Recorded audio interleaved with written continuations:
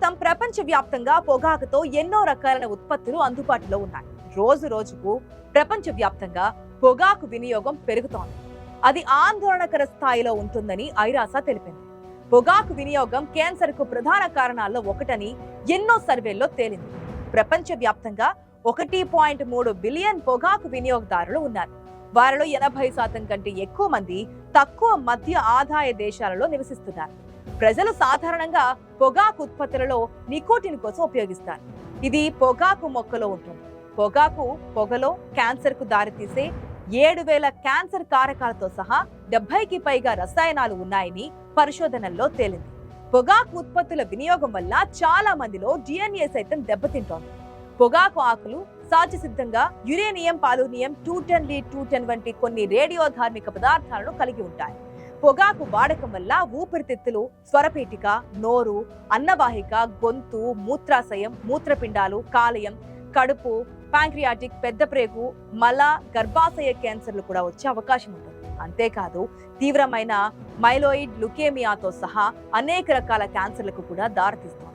ప్రపంచవ్యాప్తంగా పొగాకు ఉత్పత్తులతో ఏటా 80 మిలియన్ టన్నుల కార్బన్ డైఆక్సైడ్ ఉత్పత్తి అవుతుందని ప్రపంచ ఆరోగ్య సంస్థ హెచ్చరించింది.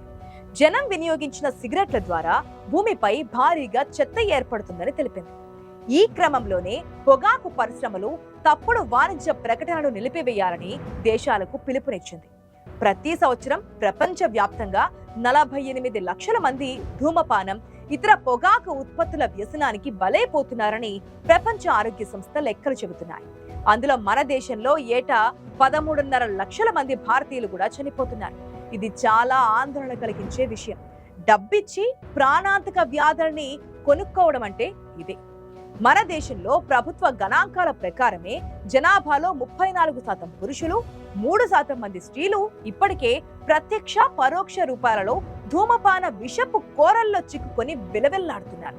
వీరికి ఏటా కొత్తగా 3.6% మంది ప్రజలు తోడవుతున్నారని సర్వేలు వెల్లడిస్తున్నాయి. అమెరికా, బ్రిటన్ వంటి దేశాల్లో అక్కడి ప్రభుత్వాలు తీసుకుంటున్న చర్యల కారణంగా పొగాకు వాడకం ఏటా 2.3% వంతున తగ్గుతుంటే, మన దేశంలో మాత్రం పొగాకు వాడకం పెరగడంతో పాటు వ్యసనపరులు కూడా పెరిగిపోవడం ఆందోళన కలిగిస్తోంది. పొగాకులో వాటి వివిధ ఉత్పత్తులలో సుమారు 4,000 విష పదార్థాలు ఉన్నాయని రసాయన విశ్లేషకులు గుర్తించారు. అవి 25 రకాల వ్యాధులకు, ముఖ్యంగా ఊపిరితిత్తుల సంబంధిత వ్యాధులకు కారణమవుతున్నాయి. పరిస్థితులు ఇలానే కొనసాగితే రానున్న దశాబ్దాలలో ధూమపానంతో సహా పొగాకు ఉత్పత్తులు మనుషులకు చేసే నష్టం అంతా ఇంత కాదు. ఇప్పటికే ప్రతి 3 అకాల మరణాలలో 1 ధూమపానం వల్లే సంభవిస్తుందని ప్రపంచ ఆరోగ్య సంస్థ చెబుతోంది. ప్రపంచవ్యాప్తంగా 90 కోట్ల మంది పురుషులు, 20 కోట్ల మంది స్త్రీలు, మొత్తం 110 కోట్ల మంది ధూమపానానికి అడిక్ట్ అయ్యారని అంచనా. వీరిలో అభివృద్ధి చెందిన దేశాల పురుషులు 20 కోట్లుగా ఉంటే స్త్రీలు 10 కోట్ల మంది ఉన్నట్లు గణాంకాలు చెబుతున్నాయి.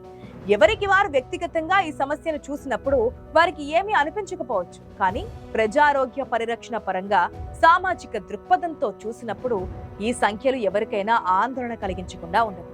నేడు భారతదేశానికి పొంచి ఉన్న అణ్వాయుధాల ముప్పు కన్నా దేశంలో నిల్వ ఉన్న పొగాకు, వాటి ఉత్పత్తుల వల్ల సంభవించే ముప్పు అధికమని జాతీయ పొగాకు నిర్మూలన సంస్థ హెచ్చరిస్తుందంటే పరిస్థితిని అర్థం చేసుకోవచ్చు.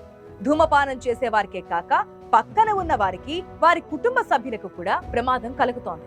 స్మోకింగ్ చేస్తున్నప్పుడు విడుదలయ్యే పొగను పీల్చడం వల్ల చుట్టూ ఉండే అమాయకులు బలైపోతున్నారు. నేరుగా పొగ త్రాగే వారి కన్నా ఈ ఉప ప్రవాహాలను పీల్చే వారికి ఎక్కువగా ప్రమాదం జరుగుతుందని చెబుతున్నారు నిపుణులు. అందుకే సిగరెట్, బీడీ, చుట్టలు కాల్చే వారి కుటుంబంలోని వారు పనిచేసే ఆఫీసుల్లోని తోటి ఉద్యోగులు పొగాకు ఉత్పత్తుల వల్ల వచ్చే వ్యాధులకు గురవుతున్నారు. వీటిలో ముఖ్యంగా పేర్కొనదగినవి ఊపిరితిత్తుల సంబంధ వ్యాధులుగా చెబుతున్నారు వైద్య నిపుణులు. పొగాకు పొగలో ఉండే విష పదార్థాలు పక్కన ఉన్న వారినే కాకుండా పర్యావరణాన్ని కూడా కలుషితం చేస్తున్నాయి. ఫలితంగా పొగ తాగని వారు కూడా బలవుతున్నారు. గత సంవత్సరం నుంచి మన దేశంలో సిగరెట్ ప్యాకెట్లపై పొగాకుతో బాధాకరమైన మరణం అంటూ హెచ్చరికలు ముద్రిస్తున్నారు. అది చాలా చిన్న అక్షరాలతో ఉండడంతో పట్టి చూస్తే తప్ప కనిపించడం లేదు. నిజానికి మనిషి సంతోషంగా ఉండాలంటే కావాల్సింది మంచి ఆరోగ్యం. అందుకే ఆరోగ్యమే మహాభాగ్యమని అంటారు. అయితే కొంతమంది ఆ భాగ్యానికి నోచుకోలేకపోతూ ఉంటే మరి కొంతమంది దానిని చేజేతులారా దూరం చేసుకుంటున్నారు. ఈ రెండవ కోవకి చెందిన వారిని ధూమపాన ప్రియులు అని అంటున్నారు.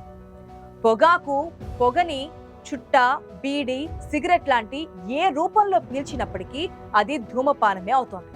పొగ త్రాగడం ఆరోగ్యానికి మంచిది కాదని మనలో చాలా మందికే తెలుసు. అయినప్పటికీ నేటి సమాజంలో పొగ త్రాగే వారి సంఖ్య రోజు రోజుకు పెరుగుతూనే ఉంది. పేదలు, సంపన్నులు, యువకులు, వృద్ధులు అనే తారతమ్యం లేకుండా చాలా మందిలో ఈ ధూమపానం అలవాటు ఏదో ఒక రూపంలో కనిపిస్తూనే ఉంటుంది. పొగ త్రాగడం ఆరోగ్యానికి హానికరమని సిగరెట్ పెట్టెల మీద ముద్రించే ప్రభుత్వం వారి చట్టపరమైన హెచ్చరికలను సైతం పెడచెవిన పెడుతున్నారు. ఏటేటా ప్రతి బడ్జెట్ లో సిగరెట్ల ధరలు ఎంత పెంచినా అలవాటును మాత్రం మానడం లేదు. భారతదేశంలో పొగాకు వాడకం వల్ల సంభవించే వ్యాధుల మూలంగాను, అకాల మరణాల వల్లను దేశ జీడీపీ 1% నష్టపోతుందని ప్రపంచ ఆరోగ్య సంస్థ తెలిపింది.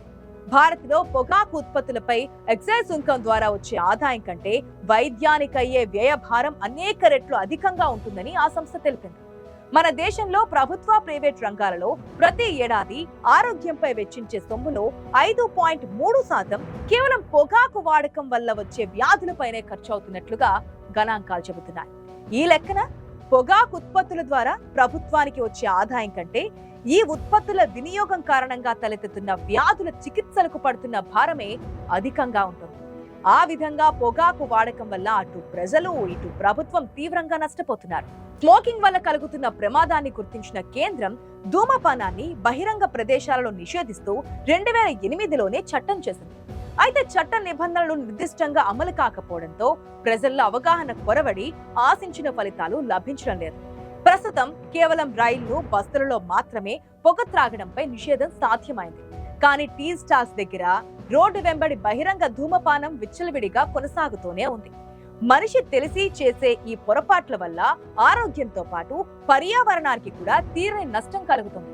అందుకే తీవ్ర అనార్థాలను తెచ్చిపెడుతున్న ధూమపాన నిషేధానికి ప్రభుత్వాలు మరింత పకడ్బందీగా చర్యలు చేపట్టాలి.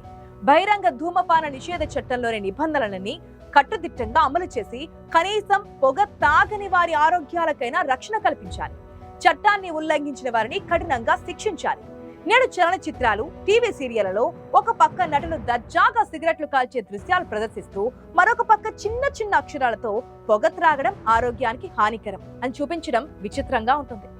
అలాగే సిగరెట్ పెట్టెలపై ముద్రించే ధూమపానం ఆరోగ్యానికి ప్రమాదకరం అని హెచ్చరిక ప్రకటన కూడా మొక్కుబడి చర్యగానే మిగిలిపోతోంది.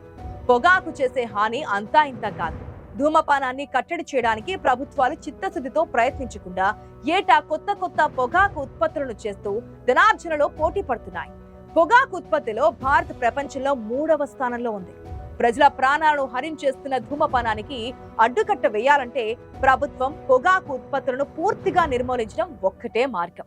అయితే మన దేశంలో పొగాకు పండించే రైతులు, దాని ఉత్పత్తులపై ఆధారపడిన కూలీలు, చిన్న తరహా వ్యాపారులు, బీడీ కార్మికులకు ప్రత్యామ్నాయ మార్గాలను కేంద్ర, రాష్ట్ర ప్రభుత్వాలు కల్పించాలి. ప్రజల ఆరోగ్యాన్ని నాశనం చేస్తున్న పొగాకు వాడకాన్ని గంజాయి మాదిరిగా పూర్తిగా నిషేధించడం ఎంతైనా అవసరం.